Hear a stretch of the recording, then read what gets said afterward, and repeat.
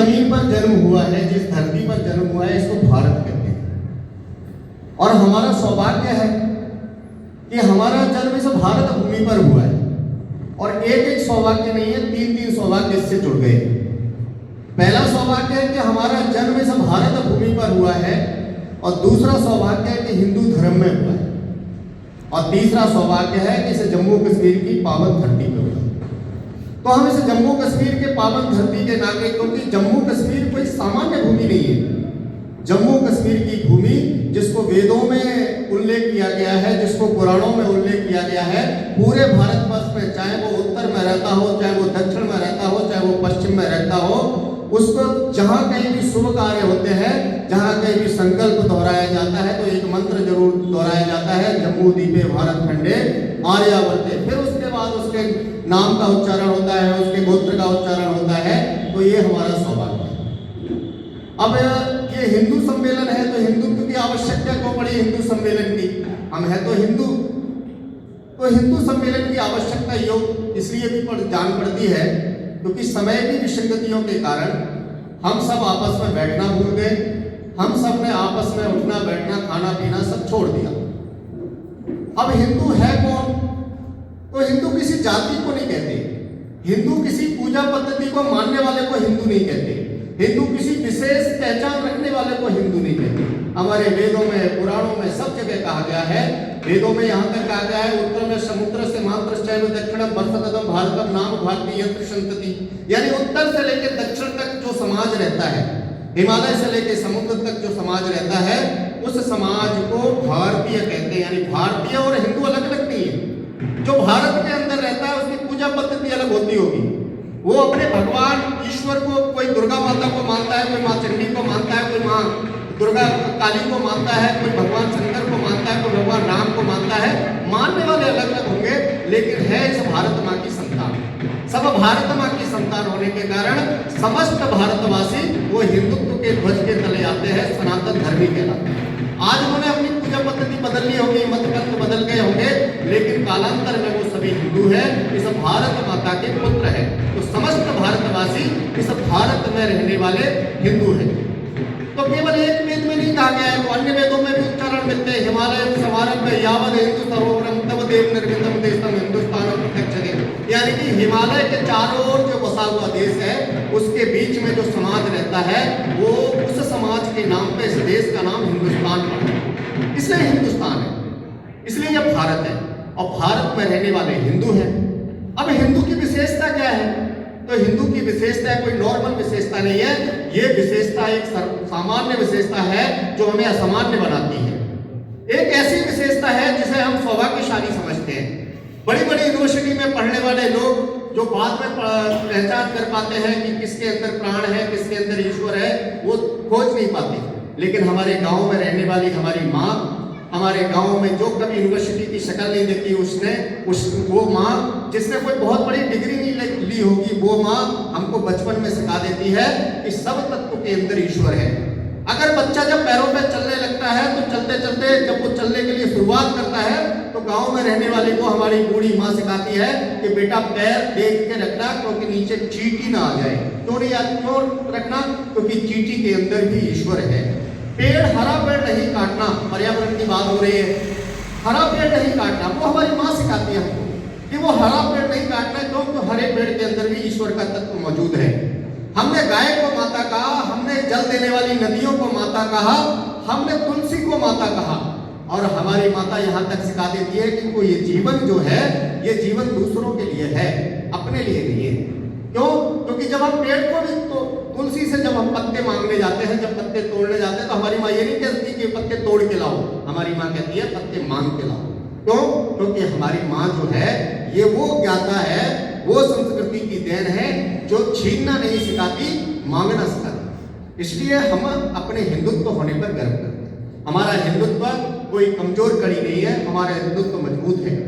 इस हिंदुत्व में कोई ऐसी बात नहीं है कि पहली बार अंग्रेजों ने आक्रमण किया हो या मुसलमानों ने आक्रमण किया हो।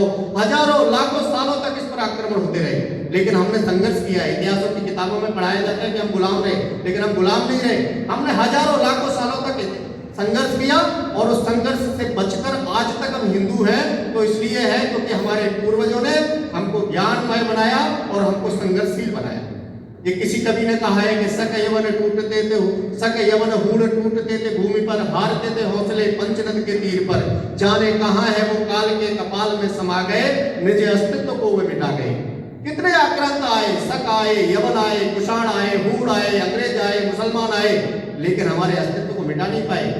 ये जो पंजाब जिसको पंचनद कहते हैं, सारे आक्रमण इसी रास्ते से होते थे और सारे रास्ते इसी रास्ते से होने के बावजूद सारे आक्रांता यहीं पर हार कर, यहीं पर पराजित होकर अपने देश को वापस चले जाते हैं। तो क्योंकि हमारी विशेषता हो रही है और हमने किसी हिंदू धर्म की एक विशेषता और है, हमने किसी का नुकसान नहीं चाहे।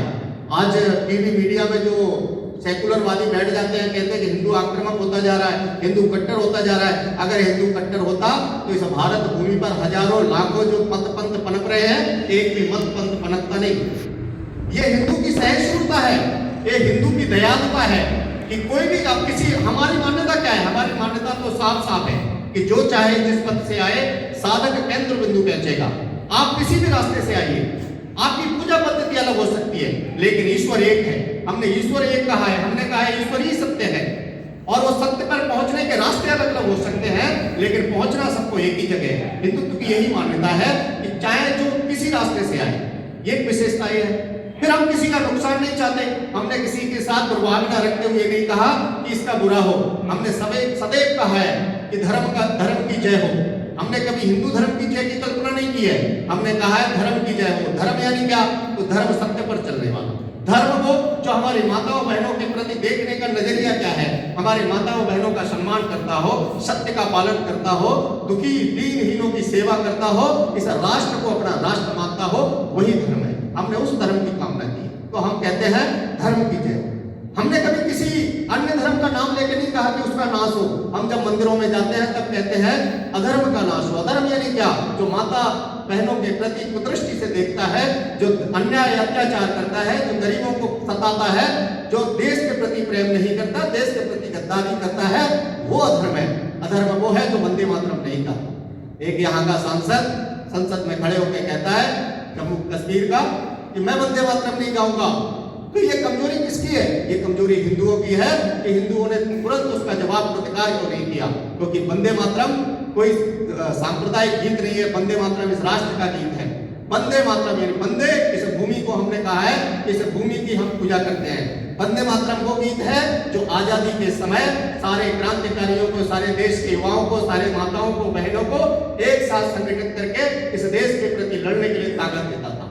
वंदे मातरम वो गीत है जो हमारी राष्ट्र की अर्चना का गीत है। इसलिए कोई कैसे कह सकता है? क्योंकि वो अधर्म के अंतर्गत आता है, इसलिए हमने कहा अधर्म का नाश हो।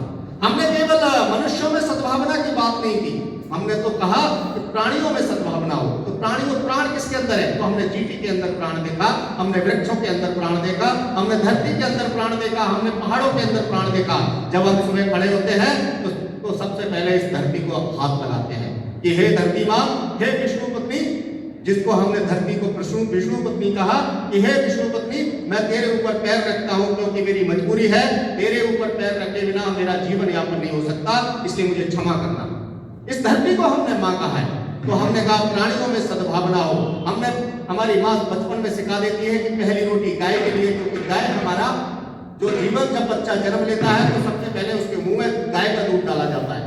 तो गाय हमारी माता है। और अंतिम रोटी कुत्ते के लिए, क्योंकि कुत्ता हमारा सुरक्षा का कवच है, हमारे घर की सुरक्षा करता है। इसलिए हमने गाय से लेकर कुत्ते तक में हमने प्राण की कामना की है। इसलिए हमने कहा है कि प्राणियों में सद्भावना हो।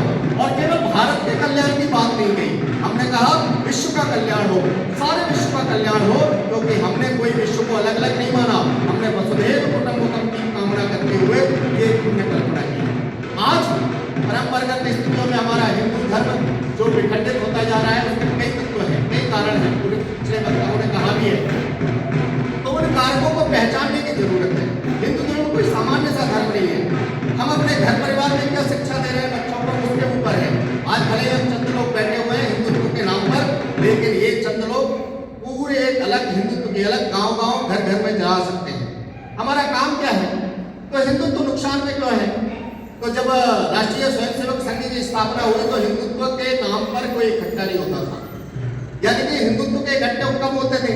तो कहते हैं कि जब एक व्यक्ति, जब चार व्यक्ति एक दिशा में तब चलते हैं जब पांचवा उनके कंधे पे होता है, यानी कि शमशान की ओर। तो राष्ट्रीय स्वयंसेवक संघ के माध्यम से हिंदू समाज का संगठन इसलिए किया जा रहा है, किसी को प्रधानमंत्री नहीं बनाना, हमको किसी को मुख्यमंत्री नहीं बनाना, केवल हिंदू समाज सुरक्षित रहे, हिंदू समाज संगठित रहे, इसलिए ये राष्ट्रीय स्वयंसेवक संघ की स्थापना की गई है। राष्ट्रीय स्वयंसेवक संघ अपने संगठन के माध्यम से प्रत्येक व्यक्ति का, युवाओं का, छात्रों का, नौजवानों का चरित्र निर्माण करते हुए व्यक्ति निर्माण से राष्ट्र निर्माण की ओर बढ़ने का जो प्रक्रिया है उसमें बढ़ना चाहते हैं। इसलिए हम राष्ट्र निर्माण की ओर बढ़ रहे हैं। अब राष्ट्र निर्माण केवल हिंदू समाज जातियों में बटा रहे तो संभव नहीं है। हिंदू समाज अलग अलग अपनी अपनी जाति का ढिढोरा पीटता रहे तो संभव नहीं है। मैं राजपूत, मैं ब्राह्मण, मैं महाजन, मैं ये, मैं वो, ये तो संभव नहीं हो सकता। अगर ये करोगे तो पश्चिम, जो बांग्लादेश में हो रहा है, जो पश्चिम बंगाल में हो रहा है, वही सब जगह होगा और हमको ज्यादा दूर जाने की जरूरत नहीं है। 1990 का कश्मीर देख लो। तो अगर जातियों में बटे होंगे तो यही सब होगा। हम सबको इकट्ठा बैठना पड़ेगा, इकट्ठा सोचना पड़ेगा, इस हिंदुत्व के बारे में सोचना पड़ेगा। हमारे बच्चों को वो संस्कार देने पड़ेंगे। कौन सी कहानियां सुना रहे हैं आज हम क्रिसमस के दिन, 25 दिसंबर सबको याद है। 26 दिसंबर भूल गए हम। क्या हुआ था 26 दिसंबर को? गुरु तेग बहादुर के 3 पीढ़ियां, एक परिवार ऐसा है इस देश का जो अपने धर्म पर, अपने देश पर एकमात्र ऐसा परिवार है जिसकी 3 पीढ़ियां इस देश के लिए बलिदान होगी। पिता तेग बहादुर जब बैठे हुए हैं अमृतसर में और वहां कश्मीर के हिंदू जाते हैं उनके पास सहायता मांगने कि हमारा नवाब कह रहा है या तो धर्म बदलो या तुम्हारी गर्दन काट दी जाएगी, हमें आप ही बचा सकते हो। गुरु तेग बहादुर चिंतित हो गए, कैसे बचाएं? उनका 9 साल का बालक गोविंद बाहर से खेलता हुआ अंदर आता है और पिता को चिंतित देखता है, पूछता है पिताजी आप चिंतित क्यों हैं? कहता है ये कश्मीरी हिंदू आए हैं और ये अपने धर्म को बचाना चाहते हैं। तो उसके बोला विषय क्या है? बोला विषय यह है कि कोई महान व्यक्ति को बलिदान देना पड़ेगा। वो 9 साल का बालक अपने पिता को बलिदान देने के लिए प्रेरित करता है कि आपसे ज्यादा महान कौन होगा। और गुरु तेग बहादुर हिंदुओं को वापस करते हैं कि जाइए कह दो कि गुरु तेग बहादुर अगर इस्लाम स्वीकार कर लेगा तो हम सब इस्लाम स्वीकार कर लेंगे। गुरु तेग बहादुर को बंदी बनाकर दिल्ली ले जाया जाता है और दिल्ली में उनसे कहा जाता है इस्लाम स्वीकार करो। जब वो इस्लाम स्वीकार नहीं करते तो गुरु का शीश वहां से धड़ से अलग कर दिया जाता है, जहां आज शीशगंज गुरुद्वारा के नाम से आज भी हम सब दर्शन करने जाते हैं। दूसरी पीढ़ी गुरु गोविंद सिंह की 20 तारीख से लेकर 27 तारीख तक सब पूरा परिवार, 4 बच्चे, मां, सब परिवार खत्म हो गया।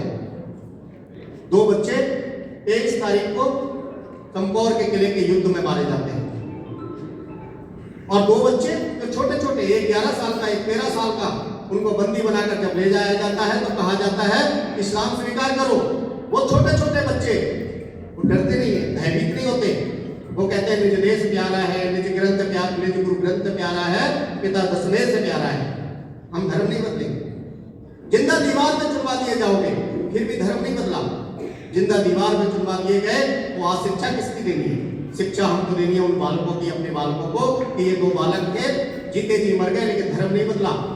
उन बालकों की जब हम अपने बच्चों को कहानियां सुनाएंगे तो बालक बहादुर बनेगा। हम उसको कॉन्वेंट स्कूल में कल क्रिसमस के दिन हमने उसको बना के भेज दिया जोकर। क्या गुरु गोविंद सिंह के 2 बच्चों की कहानियां सुनाई हमने। ये जो संस्कार हम देंगे घर परिवार से, उससे हिंदुत्व बचेगा। हम अपनी बेटियों को कहानी कौन सी सुनाते हैं? हम अपनी बेटियों को क्या सुनाते हैं?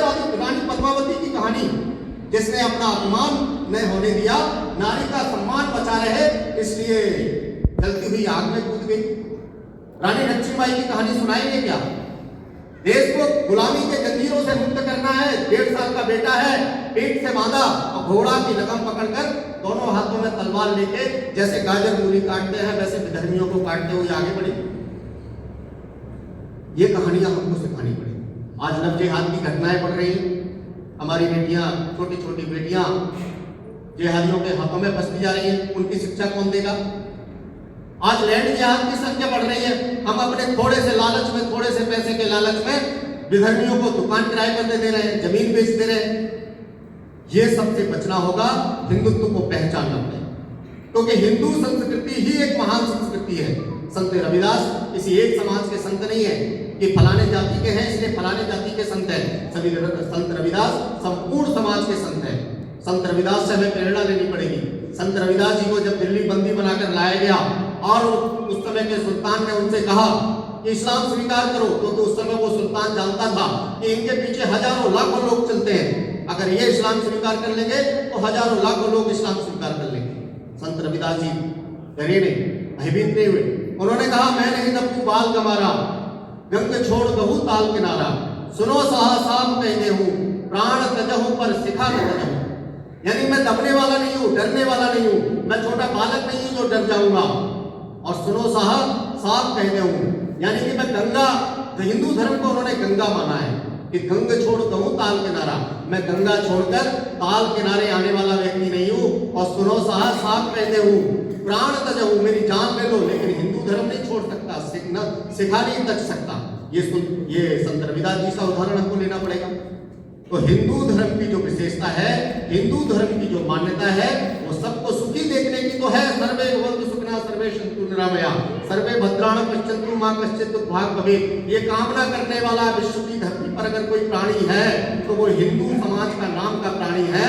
विश्व के अंदर सब अपने अपने ग्रंथ लेके चलते हैं कि मेरा ग्रंथ बड़ा है, मेरा ग्रंथ बड़ा है, लेकिन हिंदू समाज एक ऐसा है जो सबके सुख की कामना करता है, सबके मंगल की कामना करता है, किसी के अंदर दुख की कामना नहीं करता। नहीं तो कोई एक मजहब तो एक हाथ में तलवार एक हाथ में कुरान लेकर चलता है कि या तो कुरान स्वीकार कर लो या तलवार स्वीकार कर लो, लेकिन हिंदू धर्म में ऐसा नहीं है। हिंदू धर्म तो कहता है कि जो चाहे जिस पद से आए साधक केंद्र बिंदु पहुंचेगा। माताओं की सम्मान की बात आती है तो वो हिंदू धर्म है। हमारे यहाँ छोटी छोटी कन्याओं बेटियों को कन्या के रूप में पूजा जाता है, देवी के रूप में पूजा जाता है। तो वो सब संस्कृति के वाहक हम हैं। अब जब हम सब संस्कृति के वाहक हैं तो अब हिंदू धर्म को बचाने की यहाँ प्रतिष्ठा दाव पे लगी कि हिंदू धर्म बचे कैसे, हिंदू धर्म जागृत कैसे हो। तो हिंदू धर्म जागृत जो पंच प्रवर्तन बता के गए हैं, पंच प्रवर्तन के अंदर पूरा परिवार एक साथ बैठे, एक साथ विचार करें, अपने परिवार के बारे में विचार करें कि हम मैं किस परिवार से आता हूँ, हमारे बुजुर्ग क्या थे, हमारे पूर्वज क्या थे, उस बारे में विचार करें। अपने बच्चों को संस्कार कैसे दें वो विचार करें। आजकल की जो परिपाटी चल रही है उस परिपाटी से कैसे मुक्ति मिले उसके बारे में विचार करें। तो परिवार प्रबोधन, एक साथ बैठना, एक साथ परिवार के बारे में विचार करना। जिस दिन परिवार के साथ बैठेंगे तीन चीजें बिल्कुल नहीं करना। एक, मोबाइल बंद करके रख देना। मोबाइल जरूरी नहीं है, परिवार जरूरी है। टीवी बंद कर देना। जो सीरियल आते हैं आजकल सबसे ज्यादा परिवार तोड़ने का काम अगर कोई कर रहा है तो ये जो नए नए सीरियल आ रहे हैं ये कर रहे हैं। इसलिए उस दिन सीरियल नहीं देखना, राजनीतिक चर्चा नहीं करना, कौन अध्यक्ष बनेगा, कौन प्रधानमंत्री बनेगा, कौन क्या बनेगा, वो बनेगा बनता रहेगा। हमको अपने परिवार के बारे में चिंतन करना है। बेटी को पढ़ाई में कहाँ दिक्कत है, बेटे को कहाँ दिक्कत है, पति को कहाँ दिक्कत हो रही, माता जी को कहाँ, पिताजी को कहाँ, इसके बारे में चिंतन करेंगे। और क्रिकेट के बारे में चर्चा करेंगे। कौन जीत रहा है, कौन हार रहा है, वो बात का विषय है, लेकिन हम परिवार के साथ बैठकर परिवार की बातें करें। तो जब हम परिवार के साथ बैठेंगे तो परिवार में जो समस्याएं आती हैं उन समस्याओं से मुक्ति मिलेगी। दूसरा, हम सब जब एक साथ जातिगत समस्याएं छोड़कर एक साथ आएंगे तो राष्ट्र के उन्नति की जो हम बात करते हैं वो हमारे घर के रास्ते से ही जाएगा। जिसको हम कहते हैं कि विश्व गुरु बनाना है, परम वैभव बनाना है, परम वैभव का रास्ता बाईपास नहीं जाएगा। परम वैभव का जो रास्ता जाना है वो हम सबके घर के होते हुए जाना है। तो जब हमारा घर सुदृढ़ बनेगा, हमारा बालक चरित्रवान बनेगा, हमारा बालक कैसा, हम तो इस दुनिया की खबरें छोड़ दें। हम अपने परिवार में बैठकर अपने बेटे को चरित्रवान बनाने की क्रिया में शामिल हैं कि नहीं, ये चिंतन करने की आवश्यकता है। हमारा बेटा ऐसा है क्या कि उसके सामने कोई बेटी अगर गुजर रही है तो वो अपना रास्ता ना बदले, उसको सुरक्षित की गारंटी है कि इसके बेटे के सामने से मैं निकलूंगी तो मैं सुरक्षित हूँ, अगर ये मेरे साथ है तो मैं सुरक्षित हूँ। ऐसे संस्कार हम अपने बेटे को दे सकते हैं क्या? ऐसे संस्कार हम अपनी बेटी को दे सकते हैं क्या? वो जो शुरुआत होनी है वो हमारे परिवार से, वो हमारे घर से हो, वो हमको अपने घर से शुरुआत करनी है। तो हिंदुत्व की ये पहली शर्त है कि हमको अगर अपने हिंदुत्व को बचाना है तो अपना परिवार, अपना बेटा, अपना बेटी चरित्र संपन्न बने। और चरित्र संपन्न बनते हुए पूरे समाज को एक माला के रूप में जिस प्रकार एक माला में पिरो जाते हैं, उसी तरह पूरा समाज एक माला में पिरो जाए, उसके लिए हमको काम करना है। इसलिए संघ शताब्दी वर्ष के उपलक्ष्य में जगह जगह जो हिंदू सम्मेलन आयोजित किए जा रहे हैं, वो हिंदू समाज को संगठित करने के लिए और केवल संगठित भीड़-भाड़ करने के लिए नहीं, तो संगठित यानी चरित्रवान समाज का निर्माण करने के लिए। तो नागरिक कर्तव्य की जैसे बात की, तो नागरिक कर्तव्य में केवल इतना ही फर्क नहीं है कि हमने अपना खाना पूर्ति कर ली। हमारा युवा आज नशे की लत में पड़ता जा रहा है। छोटे छोटे बच्चे 15 से 18 साल के, 20 साल के, चिट्टा नहीं मिल रहा है, फांसी लगा ले रहे हैं। कल एक जम्मू की घटना मैंने सुनी, एक ही बेटा था, चिट्टे की लत में पड़ गया, माता पिता ने ध्यान नहीं दिया और उसका देहांत हो जाता है। जब एक व्यक्ति, एक बेटा अगर किसी परिवार का मरता है, तो एक बेटा नहीं मरता, पूरा परिवार मरता है, पूरे परिवार खत्म होता है। तो क्या हम अपने गांव में, अपने मोहल्ले में, अपने परिवार में ये जागृति ला सकते हैं कि नशा कितनी बुरी चीज है, नशे से दूर रहना चाहिए? ये समाज के साथ बैठकर, अपने परिवार के साथ बैठकर ये चिंतन करना पड़ेगा। एक एक युवा को बचाने का हमें काम करना पड़ेगा। नहीं, ये विदेशी जो षड्यंत्र है, ये कोई सामान्य बात नहीं है, ये विदेशी षड्यंत्र है। क्योंकि हमारे विश्व में सबसे ज्यादा अगर युवा कहीं है तो वो भारत के अंदर है। 60% इस देश में युवा है। अब जिस देश में 60% युवा है, उस देश के युवाओं को खत्म कर दो, वो देश स्वतः खत्म हो जाएगा। तो ये जो पाकिस्तानी, बांग्लादेशी चाल है, विदेशी चाल है, इसको हमें नेस्तनाबूद करना पड़ेगा, हमको इसको खत्म करना पड़ेगा। उसके लिए हमें अपने बच्चों को एक संस्कारवान बनाना पड़ेगा, नशे के प्रति जागरूक करना पड़ेगा। तो हम सबको राष्ट्रीय स्वयंसेवक संघ के जगह जगह शाखाएं लगती हैं, उनके माध्यम से भी हम ये बात पहुंचाते हैं कि हमको इस देश का रक्षक बनना है, इस देश का रक्षक बनना है। हम इस देश के भविष्य है, इस देश के भविष्य होने के नाते हमको सुरक्षित रहना है। जब हमको सुरक्षित रहना है तो हमारी संस्कृति, हमारा कल्चर, हमारा स्वाभिमान, हमारे महापुरुष सब सुखी रहेंगे। फिर अंतिम मैं बात कहूंगा कि हमको अपने महापुरुषों पर गर्व करना है। महापुरुष जाति बिरादरियों में न बांटते हुए महापुरुष संपूर्ण समाज के एक हैं। चाहे वो रानी पद्मावती हो, चाहे राणा प्रताप हो, हमको राणा प्रताप को याद करना पड़ेगा। राणा प्रताप सामान्य व्यक्ति नहीं थे, 28 साल तक घास की रोटियां खाई वन में घूम घूम कर, लेकिन देश के स्वाभिमान के लिए लड़ते रहे, देश की संस्कृति के लिए लड़ते रहे। वीर शिवाजी भी मुसलमानों से लोहा लेते रहे, लड़ते रहे जिंदगी भर, लेकिन अपने देश की संस्कृति, अपने स्वाभिमान को बचाने के लिए एक एक राष्ट्र पुरुष को हमको जागरूक करना पड़ेगा। राष्ट्र पुरुषों के प्रति हमको स्वाभिमान जगाना पड़ेगा, अपने बच्चों में, खुद में, समाज में उन राष्ट्रपुरुषों के प्रति सम्मान पैदा करना पड़ेगा। और जो हमारे धर्म ग्रंथ हैं वो केवल पूजा करने के लिए नहीं रखते हैं। गीता हम पूजा तो करते हैं लेकिन पढ़ते कभी नहीं है, अपने बच्चों को पढ़ाते कभी नहीं है। रामचरितमानस की पूजा तो करते हैं लेकिन पढ़ाते कभी नहीं है। प्रत्येक घर परिवार में कम से कम रोज एक पन्ना उसका पढ़ा जाए, क्योंकि रामचरितमानस हमने पढ़ना छोड़ दिया है। इसलिए हमारे यहाँ भगवान राम के जैसे पुत्र पैदा होना बंद हो गए हैं। हम कहते हैं कि हमारी कामना तो रहती है कि हमारा बेटा कैसा हो तो भगवान राम के जैसा हो, हमारा पति कैसा हो भगवान राम के जैसा हो, हमारा भाई कैसा हो भगवान राम के जैसा हो। लेकिन राम का ग्रंथ पढ़ना छोड़ दिया तो हम क्या बताएंगे राम कैसे? धीरे धीरे धीरे विलुप्त हो जाएंगे। राम को विलुप्त नहीं होने देना है, क्योंकि राम हमारे देश के संधान है, राम हमारे स्वाभिमान है। राम के बिना इस देश का अस्तित्व नहीं हो सकता। तो राम के बिना जब इस देश का अस्तित्व नहीं हो सकता तो फिर राम को पढ़ना पड़ेगा। कौन है राम? तो बच्चों को बताना पड़ेगा राम वो है जो चक्रवर्ती सम्राट बनने वाला था। शाम को सूचना मिलती है कि सुबह राज्य सिंहासन में बैठना है, राज तिलक होगा एक चक्रवर्ती राज्य का, और सुबह सूचना मिलती है कि अब आपको चक्रवर्ती राजा नहीं बनना है, अब आपको वन की ओर प्रस्थान करना है, क्योंकि पिता की आज्ञा है। और वो एक मिनट भी सोचे बिना, एक सेकंड भी सोचे बिना वन की ओर चल देते हैं। कोई पिता से प्रश्न नहीं है, कोई माँ से प्रश्न नहीं है, कोई प्रश्न नहीं। आज का जमाना होता तो क्या होता? आज का जमाना होता है एक बड़े भाई को, अगर छोटे भाई को थोड़ा सा पिता अगर ज्यादा दे दे तो वो कोर्ट कचहरी के चक्कर लगाने पड़ते हैं। लेकिन उसमें हुआ क्या? राम वन की ओर चल देते हैं। और दूसरा भाई जिसको चक्रवर्ती साम्राज्य मिल गया, पूरा पूरा राज्य मिल गया, आने के बाद तो चाहता तो राज्य कर सकता था, लेकिन नहीं, ये भाई का अधिकार है, पर बड़ा भाई है, उसको मैं मनाने जाऊंगा और वो मनाने जाता है। जब असफल होते हैं तो राजगद्दी पे नहीं बैठते, नंदीग्राम में बैठते। भाई के लिए भाई का त्याग, पिता की आज्ञा का पालन, माँ के प्रति सम्मान, ये राम से सीखना चाहिए। तो कभी कभी कहते हैं कि राम का मंदिर जिसने तोड़ा, लोगों ने उसको आदर्श बना दिया। तो इस देश का आदर्श क्या बाबर हो सकता है क्या? इस देश का आदर्श राम है, इस देश का महापुरुष राम है। ना बाबर है, ना बाबर